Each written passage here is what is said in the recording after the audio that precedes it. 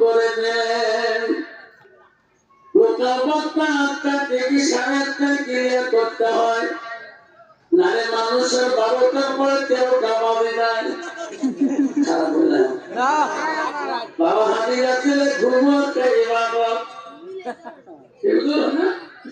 এই ঘুমকে নষ্ট করে ফজরের নামাজ কায়দা হয়ে যাবে। শোনা আমার ও নামাজ পড়া বন্ধুরা, আরে বাবা গড়িয়ে নাম করে বাবা বড় বন্ধুরে, এখন পরে 12টা হয়ে যায়, যদি কানে পরে যদি একটা বাবা কষ্ট হবে নাকি?